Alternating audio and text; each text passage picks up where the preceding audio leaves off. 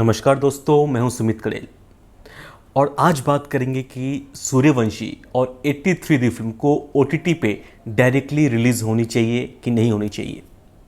क्या इन दोनों फिल्मों को राधे की तरह डायरेक्टली PPV मॉडल यानी पे पर व्यू मॉडल के द्वारा रिलीज़ होना चाहिए कि नहीं होना चाहिए, तो इस बारे में बात करते हैं। दोस्तों, ये दोनों फिल्में बहुत ही बड़ी फिल्में हैं। रोहित शेट्टी और कबीर खान इन फिल्मों के डायरेक्टर हैं, जो कि बहुत ही बड़े डायरेक्टर हैं। इनकी बहुत सारी फिल्में बॉक्स ऑफिस पे ऑल टाइम ब्लॉकबस्टर्स हुई है, सुपर हिट्स हुई है। तो बहुत ही पैसा इन दोनों फिल्मों पे लगा हुआ है और दोनों फिल्म के जो प्रोड्यूसर है वो है रिलायंस एंटरटेनमेंट। ये दोनों फिल्में इनकी ही है और इन्होंने लगभग एक सवा साल से अपनी दोनों फिल्मों को होल्ड कर रखा है।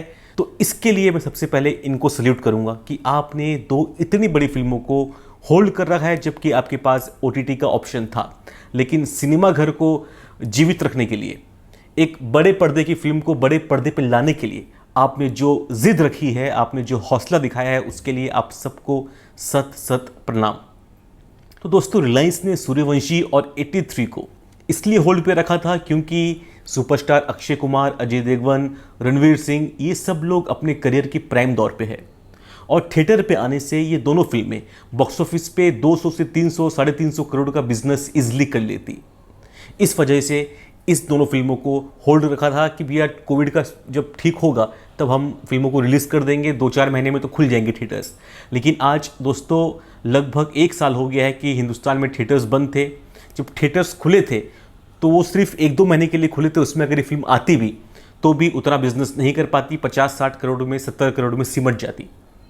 तो नई डेट भी अनाउंस की गई, लेकिन वापस से कोरोना वायरस का सेकेंड वेव आ गया और थिएटर्स सारे बंद हो गए।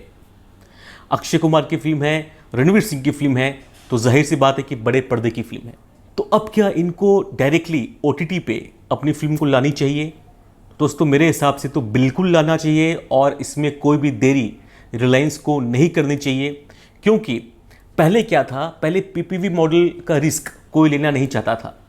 तो जो OTT जाइंट्स थे वो इन फिल्मों के लिए 150 करोड़ से ज़्यादा खर्च करना नहीं चाहते थे और इनकी डिमांड थी कि भैया हमको 250-300 करोड़ रुपए दो, तभी तो हम OTT पे कामयाब हो पाएंगे, तभी तो हमारी जो लागत लगी हुई है इस फिल्म पे, इतना बड़ा बजट है, वो रिकवर हो पाएगा। तो उस दौरान नेटफ्लिक्स हो या अमेजॉन हो या कोई भी बड़ा प्लेटफॉर्म हो, वो उतने पैसे खर्च करने तैयार नहीं था।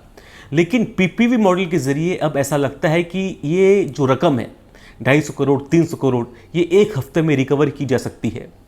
जैसे राधे ने अपने 3-4 दिनों में ही 150 से 200 करोड़ का बिजनेस कर लिया वाया PPVE। तो सूर्यवंशी और जो 83 है, ये तो बहुत ज़्यादा गर्म है राधे से भी, और इन फिल्मों का जो एक क्रेज़ है ऑडियंस में, न्यूट्रल ऑडियंस में भी, वो भी काफ़ी ज़्यादा है। तो अगर ये फिल्म PPV पे आती है और लॉकडाउन के समय पे आती है, OTT पे आती है, तो ये काफ़ी अच्छा बिजनेस करेगी, ये मेरा मानना है। और ट्रेड का मानना भी यही है कि PPV पे और OTT पे इसका सक्सेसफुल होना इन दोनों फिल्मों का लगभग तय है। दूसरी बात, अभी थिएटर्स खुले नहीं हैं। लगभग 4 से 5-6 महीने तो अब हिंदुस्तान में थिएटर्स खुलेंगे नहीं, और अगर थिएटर्स खुल भी गए तो ऑक्यूपेंसी वही 40-50% रहेगी, जिसमें इन दोनों फिल्मों का 100 करोड़ का बिजनेस करना भी लगभग नामुमकिन रहेगा। तो ऐसा रिस्क मेरे हिसाब से रिलायंस को नहीं लेना चाहिए, क्योंकि लगभग 1-1.25 साल से जो होल्ड कर रखा है इन्होंने अपनी दो फिल्मों को, इससे इंटरेस्ट भी लगता है और फिल्म का बजट भी ज़्यादा होता है और इनको लॉसेस भी बहुत ज़्यादा हो चुका है और भी ज़्यादा होगा। तो मेरे हिसाब से वेट करके कोई मतलब नहीं है। और सूर्यवंशी के जो डायरेक्टर है रोहित शेट्टी, इनकी एक और फिल्म बन के रेडी हो चुकी है विद रणवीर सिंह, जिसका नाम है सर्कस। तो उस फिल्म को भी वो लगभग जनवरी-फरवरी में रिलीज़ करेंगे। एक साथ 2-3 महीने के गैप में उनकी दो फिल्में नहीं आ सकती और वो सर्कस पे कॉन्सेंट्रेट नहीं कर पाएंगे बिकॉज ऑफ सूर्यवंशी। तो दोस्तों, मेरे हिसाब से तो इन दोनों फिल्मों को डायरेक्टली PPV में रिलीज़ कर देना चाहिए और हो सकता है ये अपने पहले दिन ही 70 लाख, 80 लाख, 1 करोड़ टिकट्स बेच के इतिहास रच दे और 150-200 करोड़ का कमाई PPV के ज़रिए आराम से कर ले। दोस्तों, नेटफ्लिक्स ने सूर्यवंशी को खरीदा है, तो नेटफ्लिक्स ने तो आज तक अपनी कोई भी फिल्म PPV पे लेके नहीं आई है। लेकिन इस बार सर्कमस्टेंसेस ऐसे हैं कि हो सकता है कि इनको भी PPV के लिए पार्टनर खोजना पड़ जाए, इनको भी अपनी फिल्म PPV मॉडल पे लानी पड़ जाए। दूसरा कोई चारा नहीं है दोस्तों। दो बहुत बड़ी फिल्में हैं, बहुत सारे सुपरस्टार्स हैं इन दोनों फिल्मों में, तो मैं आशा करता हूं कि ये जल्द से जल्द ये फिल्म अपनी OTT पे और PPV पे ला के अपना पैसा कम से कम उठा ले, और इन दोनों फिल्मों का हाइप भी बहुत जल्दी से गिरता जा रहा है, और 6 महीने वेट कर लेंगे तो शायद इन दोनों फिल्मों की हाइप ही नहीं रहेगी।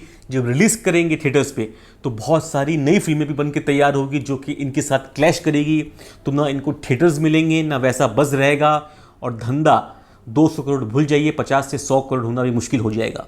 आपकी क्या राय है मेरे इस वीडियो पे कमेंट सेक्शन में ज़रूर बताइएगा।